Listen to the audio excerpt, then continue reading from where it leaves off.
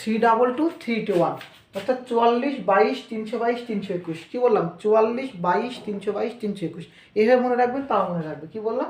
44 22 322 321। ওকে, তাহলে আমরা এই যে 1 থেকে 10 পর্যন্ত, 11 থেকে 20 পর্যন্ত, 21 থেকে 30 পর্যন্ত, 31 থেকে 40, 41 থেকে 50,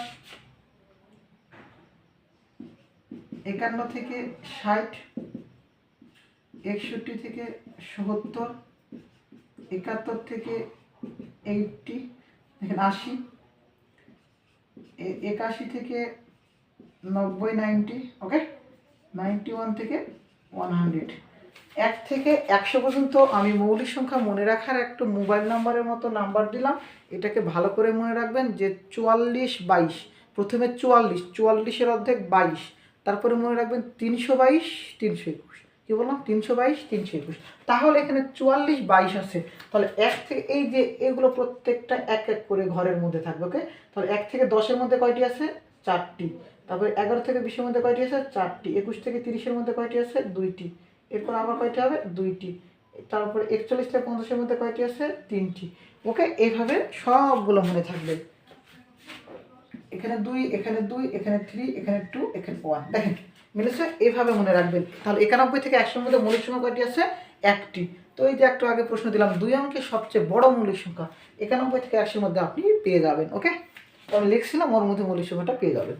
তো এই হলো আমাদের মনে রাখার নিয়ম, 44 22 322 321।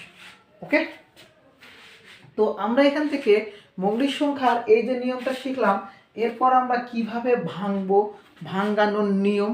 তো একটা জিনিস আমার এখান থেকে মিসিং হয়েছে, সেই জিনিসটা দেখেন এখান থেকে শিখিয়ে দিই যে 1 থেকে 100-এর মধ্যে কয়টি শূন্য রয়েছে?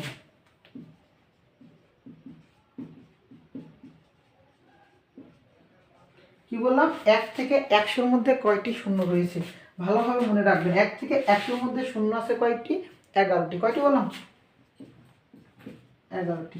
ওকে, এই যে 10, এই যে 20, 30, 40, 50, 60, 70, 80, 90, 100।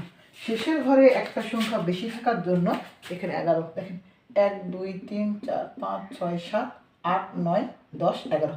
ওকে, তাহলে 1 থেকে 100-এর মধ্যে মৌলিক সংখ্যার শূন্য রয়েছে কয়টি? 11টি। ক্লিয়ার?